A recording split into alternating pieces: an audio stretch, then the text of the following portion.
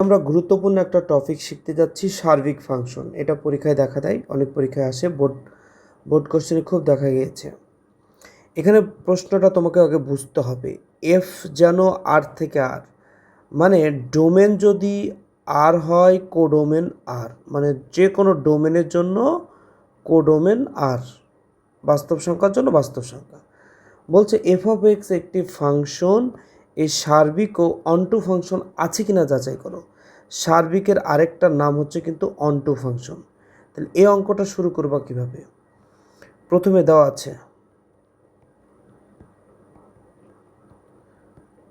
আছে F of x সমান 2x minus 5 divided 2x plus 3। যেখানে একটা শর্তটা কিন্তু খুব গুরুত্বপূর্ণ, এফ অফ এ যেন আর থেকে আর, মানে বাস্তব সংখ্যা বসালে বাস্তব সংখ্যা পাবো। এবার শুরু তো আমরা দেওয়া আছে বলে তুললাম। এবার অঙ্ক শুরুতে প্রথমে যে কাজটা করতে হবে, ধরি ওই যে ইনভার্স ফাংশনের মতো, যারা আমার ক্লাস করেছো জানো, ওয়াই সমান এফ অফ এক্স সমান সমান 2x minus 5 divided 2x plus 3। এই যে ফাংশনটা আছে দেওয়া সেটা, এটাকে আমরা ওয়াই ধরে নেব।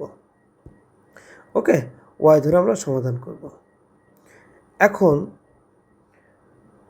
আমরা পরের পৃষ্ঠে যাই। আমরা প্রথমে ইনভার্সের মতো ওয়াই সমান সমান এফ এক্স না লিখে আমরা এখানে আরেকটা কাজ করব, এই ওয়াই সমান সার্বিক ক্ষেত্রে ওয়াই সমান 1 direct 2x minus 5 divided 2x plus 3, এটা লিখব। এটা নিয়ম সার্বিকের। ওকে, তাহলে আমরা এখানে লিখতে পারি, এখানে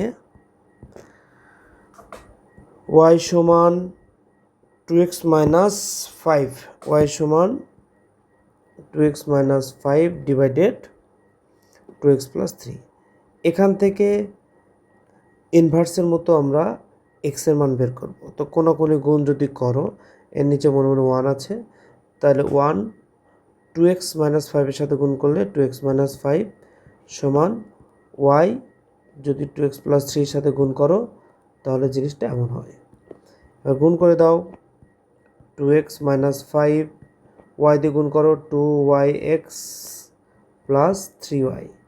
এখন আমরা যেহেতু এক্সের মান বের করব, উভয় সাইডে এক্সটাকে আমরা একদিকে করলাম, 2x মাইনাস 2yx হবে, সাইড চেঞ্জ করলে মাইনাস হবে।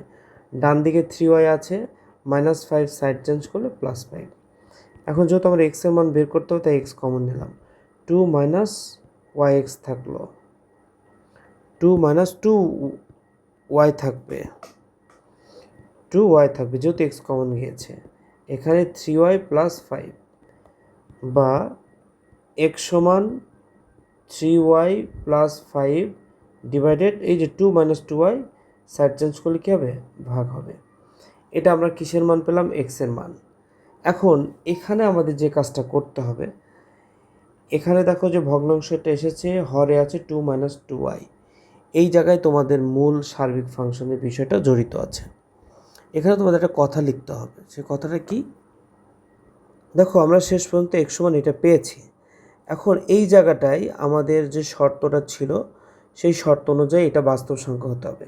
বাস্তব সংখ্যা তখনই হবে যখন, এটা বাস্তব সংখ্যা তখন হবে এলিমেন্ট আর, ঠিক আছে, এইভাবে লিখবা, এলিমেন্ট আর হবে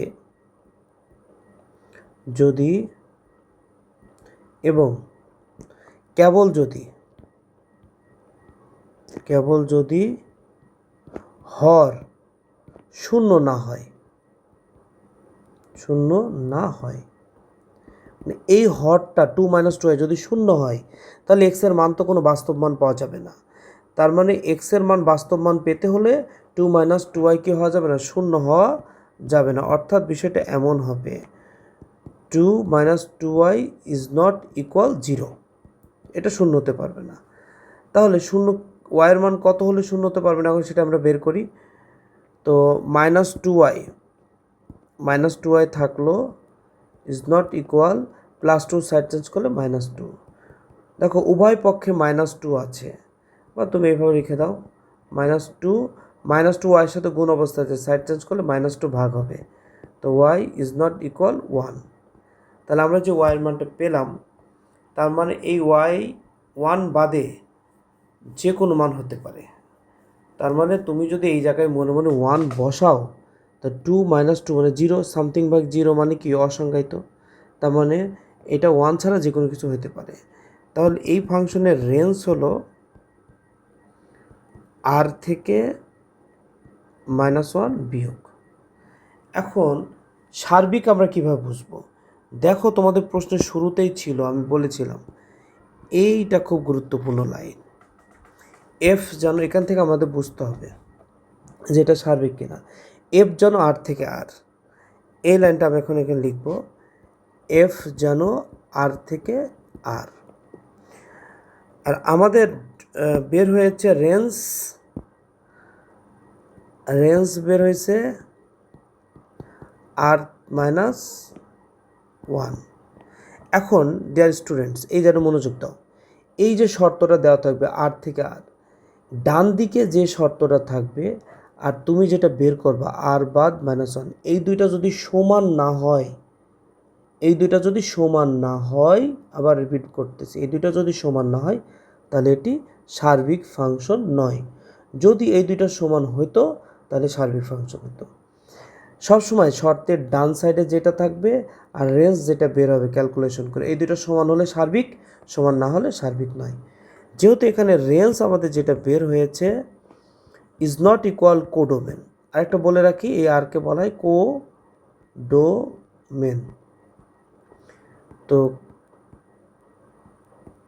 তো রেঞ্জ আর কোডোমেন সমান নয়। যদি এইটার এটা সমান হতে হলো তাহলে কি হতো, অনটু ফাংশন হতো বা সার্বিক হতো। যেহেতু সমান নয় তাহলে আমরা এফ অফ এক্স ফাংশনটি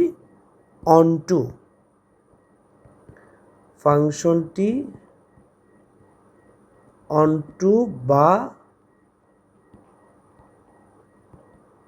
সার্বিক নয়। বিষয়টিকে বুঝতে পারছো? শর্তের উপরে লাস্টের উত্তরটা নির্ভর করবে। ধন্যবাদ সবাইকে।